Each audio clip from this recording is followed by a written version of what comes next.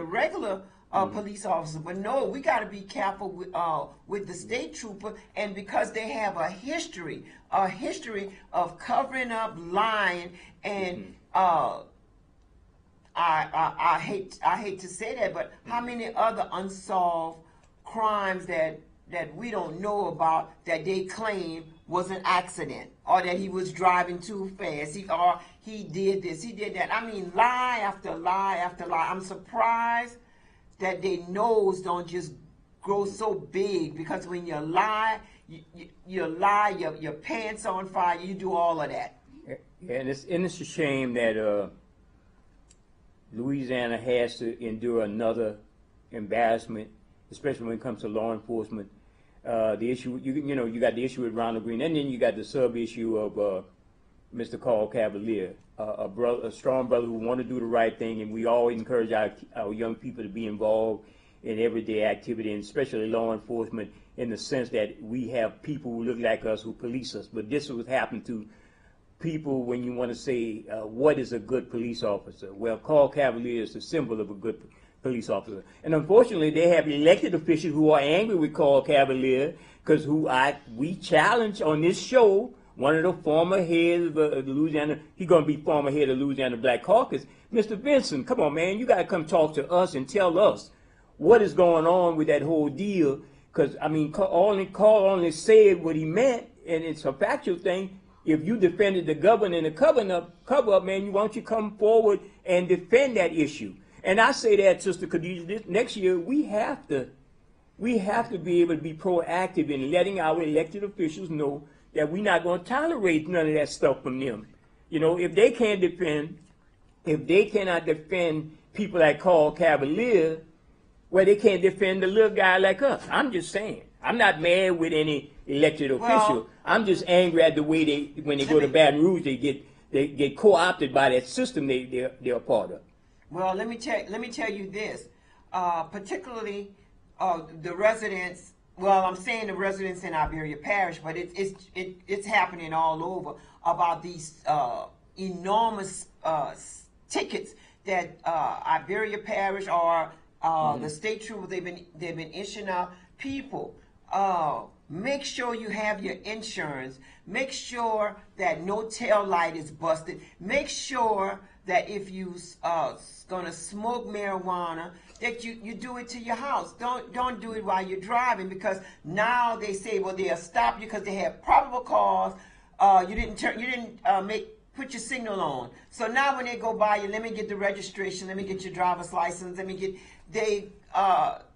their nose is very sensitive. They are trained like dogs to smell marijuana. So you got to be careful. Don't give the state trooper, don't give the police officer a reason to stop you. Not at all. Everything should be working. If you own your vehicle, all you got to do is just have liability on your vehicle. That's it. If you have a light that's busted or broken, all you have to do is just fix it. It don't take nothing to do simple stuff. That simple stuff, which is called housekeeping, we all need to address. We all need to be mindful of.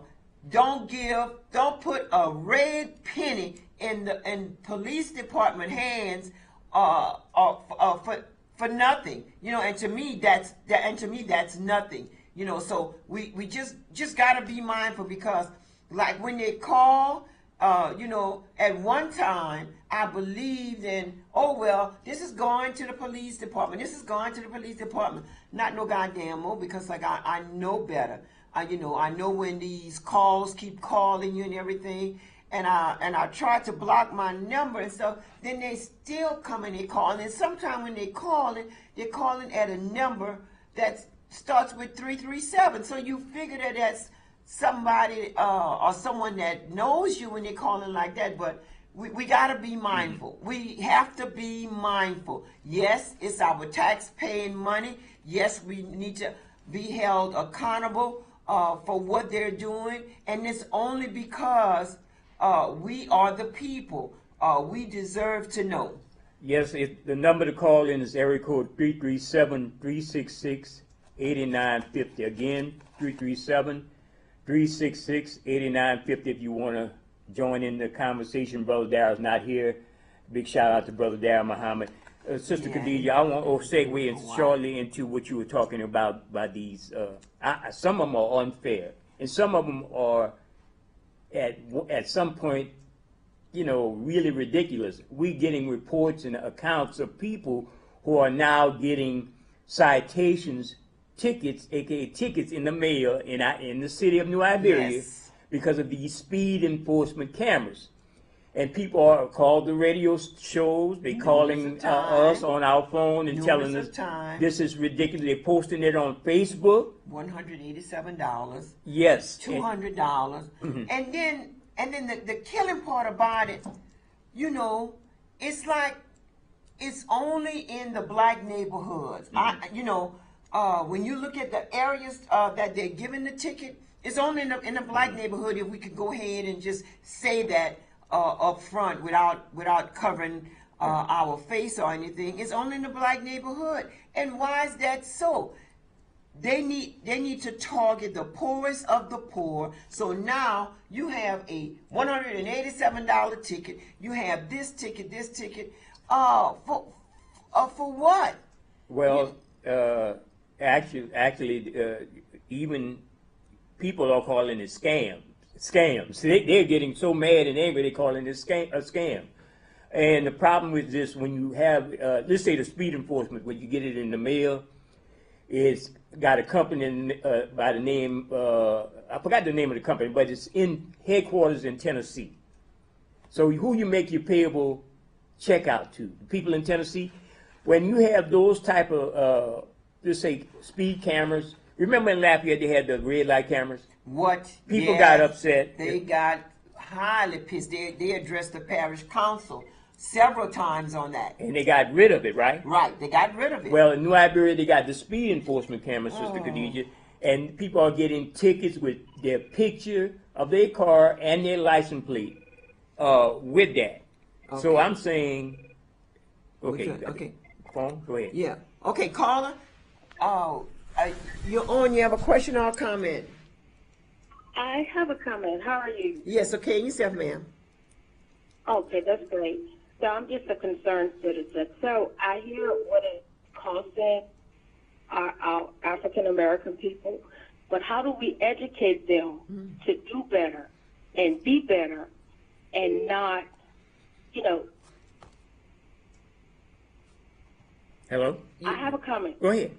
We got We're listening to you. So how do we educate our young people to be more mindful, to be better, get their education, and try to avoid blaming someone for their own behavior, because it's their actions that gets them into trouble. So how can we help them? How can we educate them more? Yes, and yeah, okay. Well, we would try, what we try to do, let's say, we hear people say, you guys be on the radio and TV all the time, y'all talk a good game, but some of us be out there in the street and trying to do something. But the whole thing is, everybody has their role. And if we have a platform to inform people about the problems that are going on, for instance, the speed enforcement tickets in New Iberia, people are upset, right? Where they complain to us and we talk about it on the radio. That moves a person. Listen, I'm going to tell you where I'm going. It moves the community to take action when we discuss it in a public forum, like on independent media type platform, not a corporate control platform where we have limited complaints. But if that moves the legislative people or the city council or the police chief or anybody to change something, that changes behavior of the people that enforces these things. Well, that's the same with young people. What we do, we try to inform people that if you're listening to a certain music, certain type of music that drives your culture, drives your mindset to do something wrong, and we tell you how wrong it is and show example, well, that moves that person to change, or that moves some people around them to change. So this is what I say, that's the only thing we could offer on based on the platform that we're doing. And that's great. That's great. That's wonderful. And I hear all what you guys are saying. Yes, ma'am. But the thing is that it is